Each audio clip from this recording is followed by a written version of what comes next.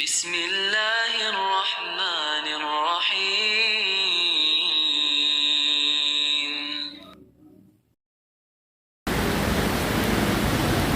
بسم الله. السلام عليكم ورحمة الله وبركاته.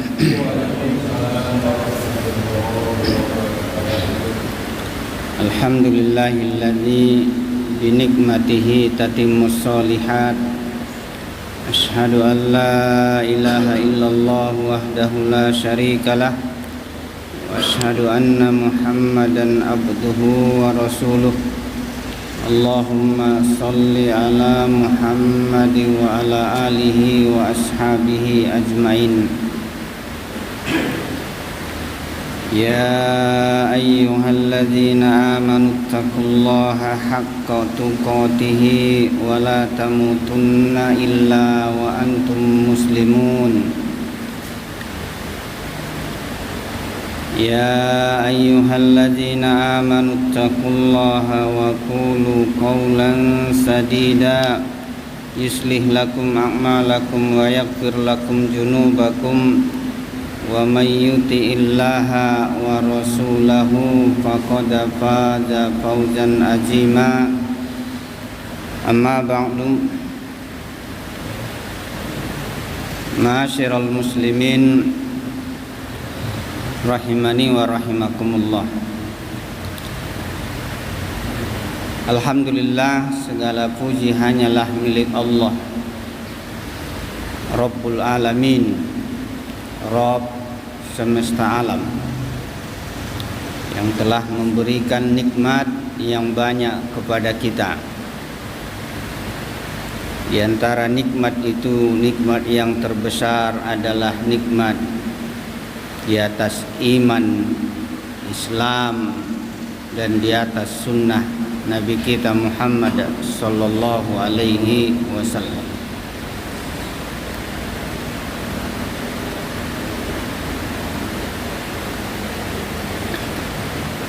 Karena mentaati Allah dan mentaati Nabi kita Muhammad sallallahu alaihi wasallam adalah yang paling prinsip dalam Islam. Maka tidak sah Islam seseorang kalau dia hanya bersyahadat asyhadu alla ilaha illallah, tanpa dia bersyahadat bahwa Nabi kita Muhammad SAW adalah utusan Allah. Maka dua kalimat syahadat tidak bisa dipisahkan.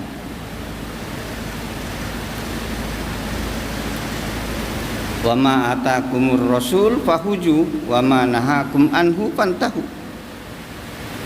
Sama, apa yang datang dari Rasul laksanakan, apa perintah dari Rasul laksanakan, apa yang dilarang tinggalkan, apa yang Allah perintahkan kerjakan, apa yang Allah larang tinggalkan. Dua yang punya otoritas untuk agama ini, Allah dan Rasulullah sallallahu alaihi wasallam. Kemudian Nabi kita Muhammad sallallahu alaihi wasallam, itu yang harus kita taati. Maka ya syukur kita gunakan untuk mentaati Allah, mentaati Rasulullah sallallahu alaihi wasallam. Maka memaksiati salah satu keduanya adalah sama saja memaksiati kedua-duanya.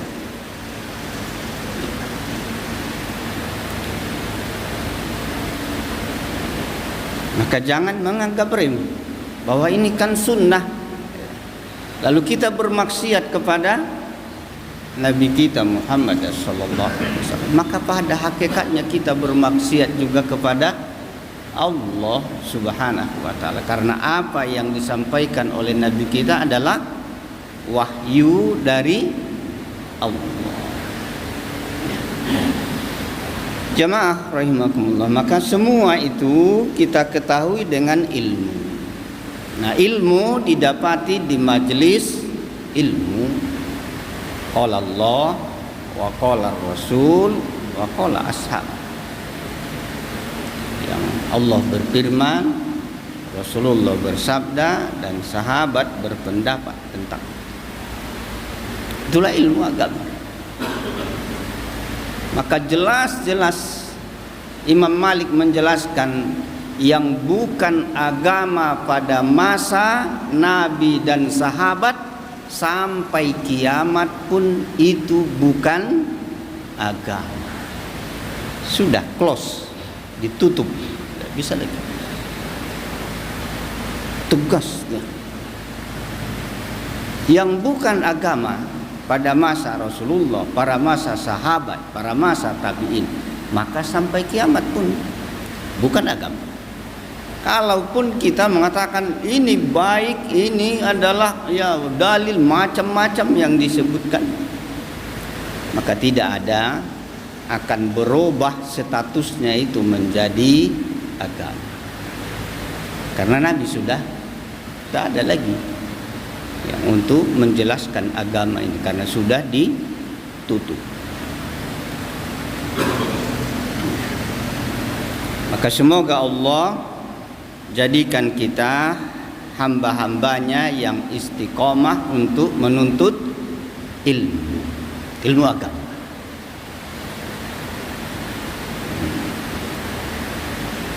Nah, perlu saya ingatkan kepada kita jemaah. Kadang kita mungkin sudah belajar terus menerus, tapi mungkin belum sampai kajinya ke situ. Seperti selesai sholat, ba'da salam, imam assalamualaikum. Nah, di imam bersalam itu banyak yang keliru. Kapan makmumnya bersalam? Apakah imam bersalam ke kanan lalu dia bersalam ke kanan? Tidak. Karena imam dijadikan ittiba, diikuti, maka mengikuti setelah selesai imam. Ya. Karena banyak di antara kita assalamualaikum imam, assalamualaikum. Terkadang bersamaan salamnya dengan ke kiri. Karena dia mengikuti assalamualaikum, langsung dia assalamualaikum. Imam ke kiri, assalamualaikum, sama. Berarti posisinya apa itu? Makmum atau imam dia? Hah? Imam. Karena makmum mengikuti. Maka para sahabat dulu diriwayatkan mereka tidak bergerak sujud sebelum Rasulullah meletakkan wajahnya di tempat sujud, karena khawatir melebihi atau mendahului atau bersamaan dengan imam. Ada yang berdalilkan sunnah yang ke kiri, iya. Tapi pada saat kita bermakmum, kita mengikuti siapa? Ada yang di depan imam. Maka setelah dia selesai ke kiri, baru kita ke kanan, ke kiri. Ini kadang bersama. Ya. Yang kedua, ya, supaya mungkin dia ditambah ilmunya. Setelah dia bersalam langsung berdiri. Ini juga. Setelah salam itu ada dua sunnah kalau kita berjamaah. Sunnah fiqliyah, sunnah qauliyah. Siapa yang bisa jelaskan? Apa yang dimaksud sunnah qauliyah pada saat setelah imam atau kita bersalam assalamualaikum, assalamualaikum. Qauliyahnya astagfirullah. Fiqliyahnya tetap di tempat duduk. Sampai dijelaskan imam berbalik. Ini sunnahnya sampai imam insaraf. Karena riwayat menjelaskan Nabi terkadang setelah salam beliau berbalik memberikan pengajaran. Udah pergi ke mana? maka tetap duduk dulu di situ. Jadi dua ya. Qauliyah, astagfirullah, astagfirullah, fi'liyah, tetap di situ dulu. Dan ini banyak dibahas para ulama kita. Salah satu faedahnya di zaman Nabi adalah memberi kesempatan kepada sahabiyah pulang duluan, ya, baru dia laki-laki, supaya tidak berikhtilat, bercampur. Coba kalau imam baru saja langsung dia pergi juga, yang perempuan pergi sama keluar, maka perempuan sudah keluar baru dia keluar.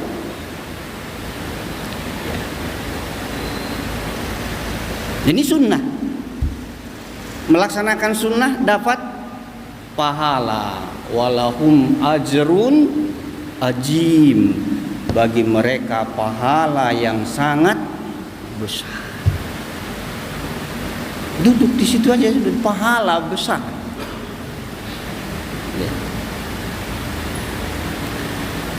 Begitu juga di majelis ilmu, duduk.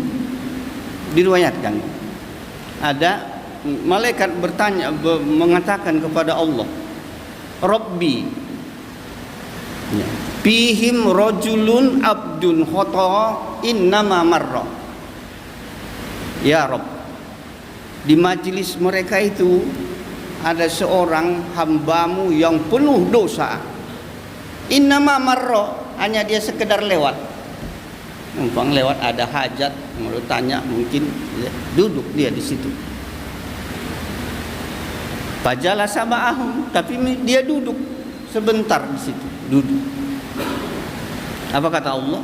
Fayaqul lahu ghafartu, baginya ampunanku.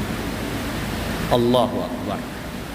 Duduk yang hanya innama marra, hanya sekedar, tidak ada niat-niat dari rumah memang untuk menuntut ilmu, hanya lewat dia sekedar apa?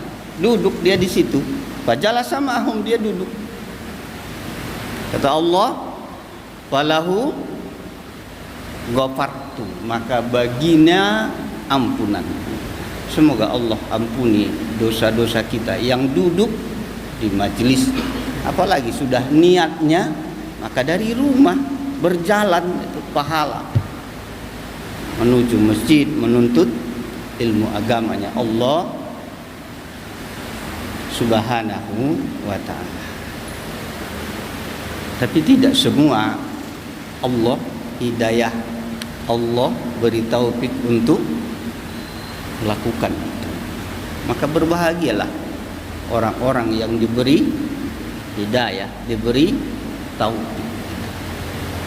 Mungkin banyak yang lebih sehat dari kita, lebih kaya dari kita, lebih lebih senang dari kita, lebih banyak waktunya dari kita. Tapi mereka tidak mendapatkan petunjuk dari Allah. Wa yahdi may yasha ila siratin mustaqim. Allah memberikan hidayahnya kepada siapa yang dia kehendaki kepada jalan yang lurus. Ini nikmat. Maka jaga nikmat ini dengan sebaik-baiknya. Kalau ada halangan sedikit pun, ya udah lawan, berangkat tolabul ilmu. Karena itulah salah satunya untuk memelihara nikmat itu. Nanti insya Allah dibahas oleh Syekhul Islam Ibnu Taimiyah termasuk ya, ihris, jaga, dijaga nikmat itu dengan sebaik-baiknya.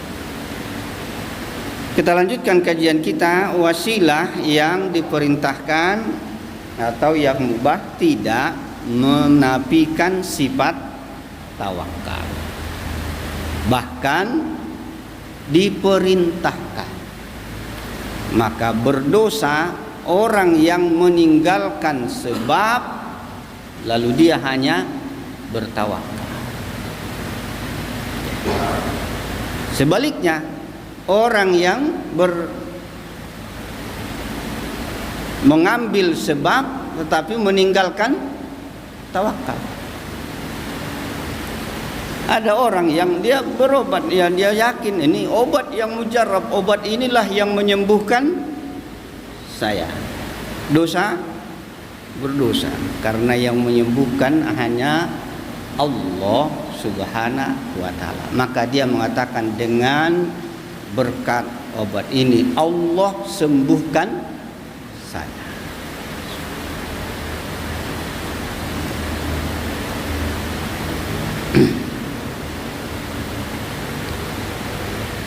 Allah berfirman dalam Al-Qur'an surah Fatir ayat 2, "Ma yaftahillahu lin-nasi mir rahmatin fala mumsikalaha wa ma yumsik fala mursilalahu min ba'dihi wa huwal azizul hakim." Apa saja di antara rahmat Allah yang Dia anugerahkan kepada manusia, maka tidak ada yang dapat menahannya, dan apa saja yang ditahannya, maka tidak ada yang sanggup untuk melepaskannya setelah itu. Dan Dialah Allah yang Maha Perkasa, Maha Bijaksana. Apa yang Allah tetapkan pasti berlaku. Ma yaftahillah fala mumsikalah. Tidak ada yang bisa mencegah. Ya. Kalau Allah takdirkan kepada seorang hamba itu, maka tidak ada yang bisa. Tapi apa yang Allah tahan, tidak ada yang bisa melepas. Apalagi Allah yang mencegah, ada yang bisa memberi. Ketentuan Allah, ajal sudah sampai. Siapa yang bisa mencegah ajal itu?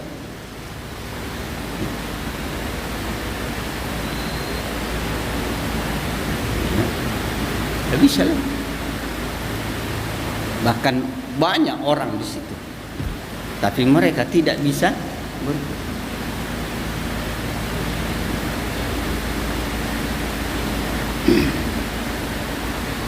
Sudah sampai batas, tidak bisa. Jangankan ke orang lain, kepada diri kita sendiri. Kalau suatu musibah itu menimpa, tidak usah, tersandung saja. Siapa yang bisa mencegah? Selesai, sudah. Ma yaftahillahu lin-nasi min rahmati fala mumsik. Apa yang Allah bukakan, tidak ada yang bisa mencegah itu.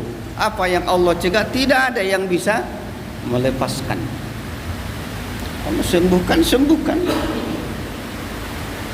Tidak bisa. Ya, obatnya hanya sarana. Karena banyak orang yang berobat tapi juga tidak sembuh-sembuh. Sarana diperintahkan, tapi bukan mutlak. Maka kita belajar dengan bertawakal, artinya kita mengambil sebab, baru kita bertawakal kepada Allah Subhanahu wa ta'ala.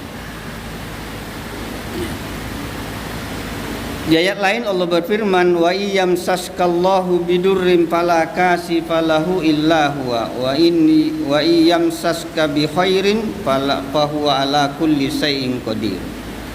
Dan jika Allah menimpakan suatu bencana kepadamu, tidak ada yang dapat melepaskannya. Yakini. Dan jika Dia mendatangkan kebaikan kepadamu, maka Dia maha kuasa atas segala sesuatu. Allah berikan kebaikan kepada Bilal bin Rabah. Siapa yang bisa menghalang? Dijemur di panas matahari. Di riwayat hanya bisa mengatakan ahad. Orang kafir Quraisy mengatakan, sudah katakan balik agama nenek moyang. Tidak ada yang bisa menolak kebaikan yang Allah berikan.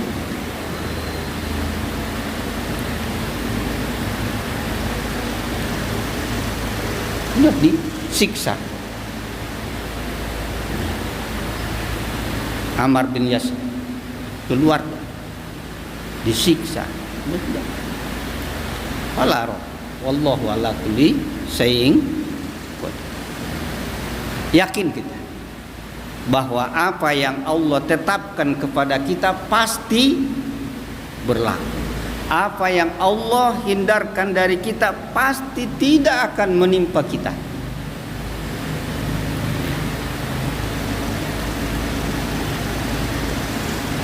Yakini.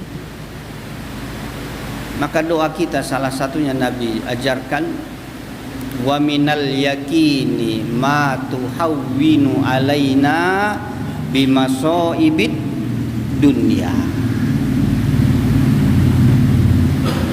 Wa minal yakin ma tuhawwilu alaina bimasaibid dunya. Dengan yakin kepadamu ya Allah, maka menjadi ringan semua musibah di dunia ini.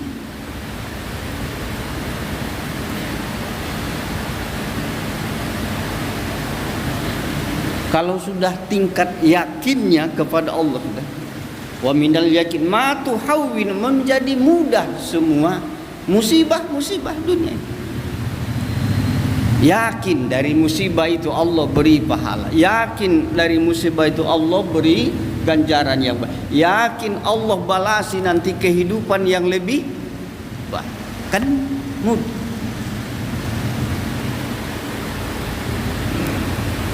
Apa yang menimpa kita musibah di dunia ini? Kemiskinan, kekurangan. Berapa tahun? Seumur kita 60, 70. Kehidupan akhirat khalidina fiha. Yakin itu. Berarti gampang.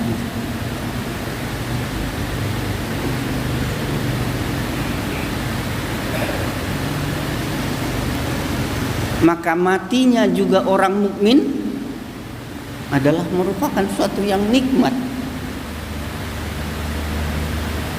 Wa amma abdul mukmin, kalau seorang hamba yang mukmin wafat, yastari min nasobid dunya ila maghfiratillah. Orang yang mukmin meninggal, dia istirahat dari penatnya dunia kepada kehidupan ampunan dari Allah Azza wa Jalla. Subhanallah. Seorang mukmin yang meninggal dia tenang karena dia istirahat dari kecapean dunia. Berarti apa yang dia hadapi? Ketenangan sampai hari pembalasan dan dimasukkan ke dalam surga Allah Subhanahu wa taala.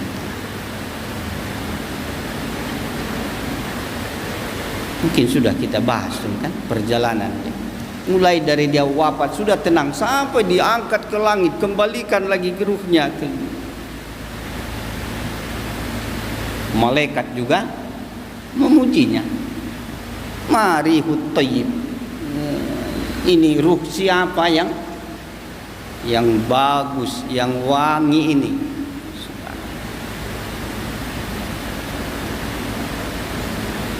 Jadi mudah. Jadi dihafal doa itu. Siapa yang hafal?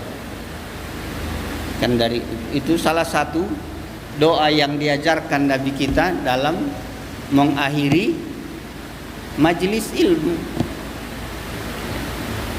Kan ada subhanakallahumma hamdi astaghfiruka. Ada doa. Allahumma qsim lana min khosyatika ma tahulu bainana wa baina ma'asik wa min ta'atika ma tuballighuna bihi jannatik wa minal yakini ma tuhawwinu alaina bimasaibid dunya wa matikna bi asma'ina sampai itu doa juga, doa kafaratul majlis. Boleh salah satunya dipakai.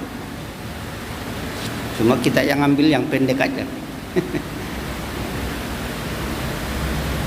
Karena di ujungnya itu wala taj'al musibatana fi dinina wala taj'alid dunya akbar hammina wala mabalagha ilmina. Ya Allah, jangan jadikan musibah di agama kami.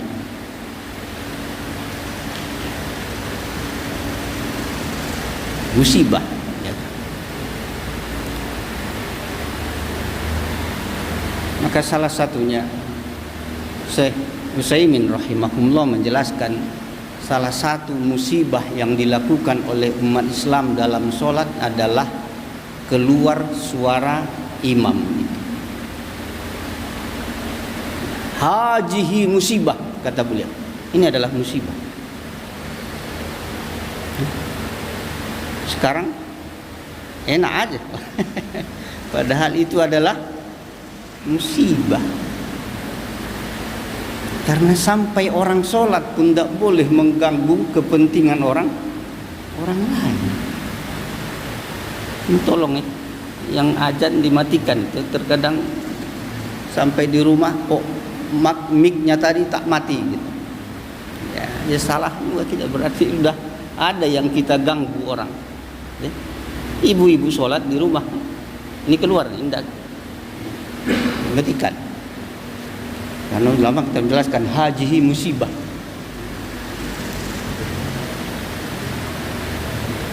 Apalagi subuh kan, hampir sama suara yang dari luar dengan suara yang di sini. Mungkin ya jamaah mungkin paling husuk mungkin tak dengar dengan. Iya. Saking husuknya mungkin tak dengar dari luar. Dilihat nanti fatwa Syekh Utsaimin menjelaskan hajihi musibah. Malaka Allah jelaskan, Nabi kita berdoa, la taj'al fi dinina musibah. Jangan jadikan dalam agama kami ini ada musibah.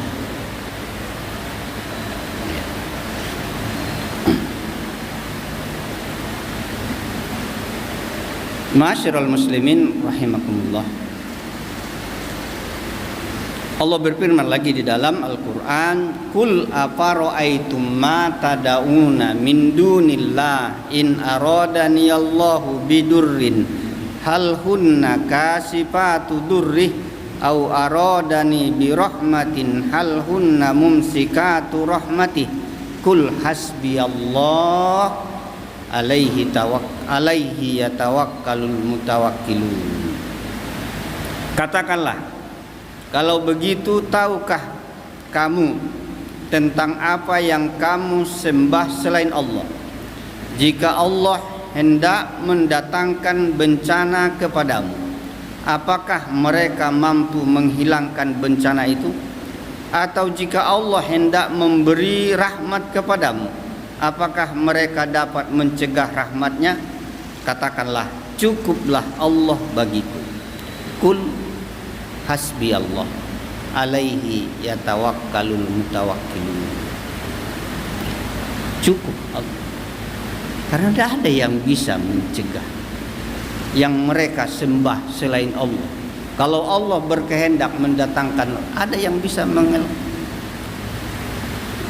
Apakah patung-patung yang disembah oleh musyrik bisa mencegah turunnya rahmat Allah? Bisa mendatangkan manfaat?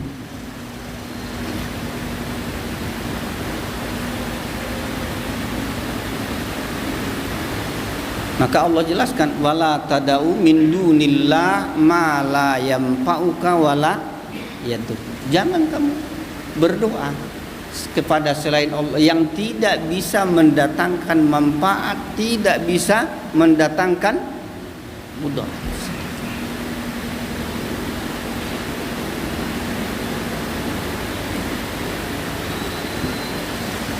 Ini keyakinan.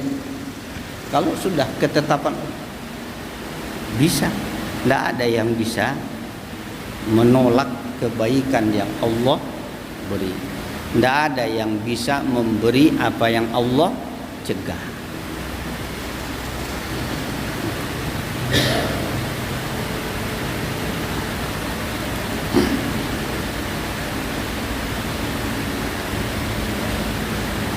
Maka Allah perintahkan kita untuk bertawakal kepada Allah Subhanahu wa taala. Syekhul Islam Ibnu Taimiyah menjelaskan ini seperti orang yang bertawakal tetapi meninggalkan apa yang Allah perintahkan dari sebab-sebab. Jadi dia betul-betul hanya bertawakal. Kul hasbiyallah. Pokoknya dia sakit, ditanya kenapa tidak berobat, kul hasbiyallah alaihi yatawakkalul mutawakkilun. Hanya kepada Allah saya bertawakal. Maka ini adalah celaan meninggalkan sebab. Meninggalkan sebab. Karena Nabi kita juga mengambil sebab. Maka dalam perang Nabi memakai apa? Baju besi. Baju perang. Kenapa hanya itu berdoa ya Allah sudah selamatkan, sudah selesai. Tapi Nabi memakai sebab, memakai sebab baju perang besi yang diriwayat di akhir hayat Nabi kita digadekan kepada Yahudi. Baju perang.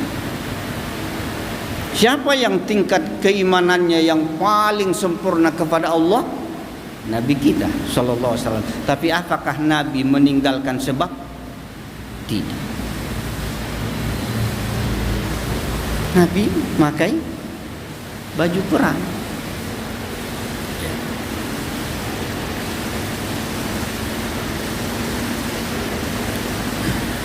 Orang yang meninggalkan sebab maka dia termasuk orang yang zalim lagi bodoh dan bermaksiat kepada Allah Azza wa Jalla. Jadi tiga, ingat itu. Orang yang meninggalkan sebab untuk bertawakal itu maka dia orang yang zalim, orang yang bodoh, orang yang bermaksiat kepada Allah Subhanahu wa taala. Kenapa? Karena Allah perintahkan mengambil sebab itu. Tapi dia tidak mau kerjakan. Berarti dia bermaksiat kepada Allah. Zalim.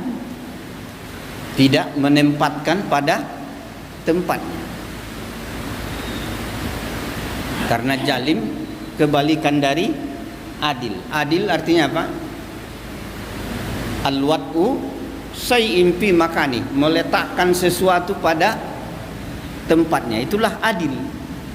Maka lawan adil adalah zalim, tidak menempatkan tempatnya sesuai dengan tempatnya. Karena sebab itu adalah tempatnya sebelum kita bertawakal.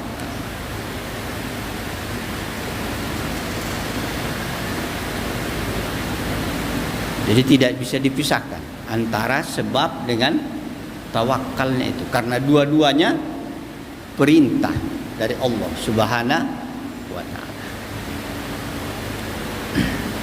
Fa'buduh wa tawakkal alaih, maka sembahlah Allah dan bertawakallah kepada.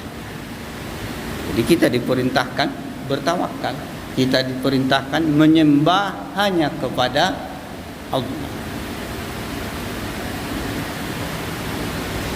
Wa ija maritu fahuwa yasfi. Nabi Ibrahim menjelaskan, apabila aku sakit maka yang menyembuhkan adalah Allah. Tapi ada sebab. Diwajibkan kita mengambil sebab.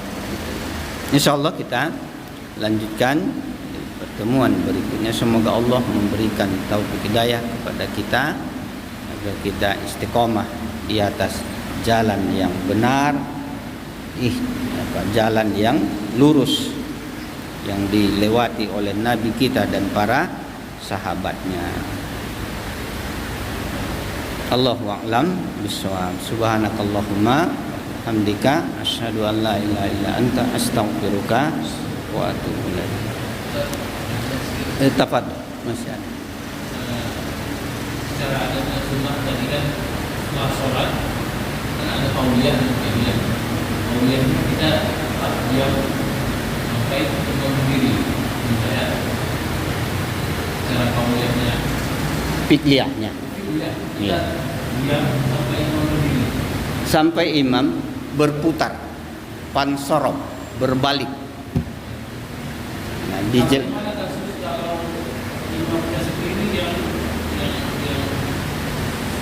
zikirnya dijaharkan, itu kan terganggu oleh imam lain, apalagi konsisten yang menderu-deru.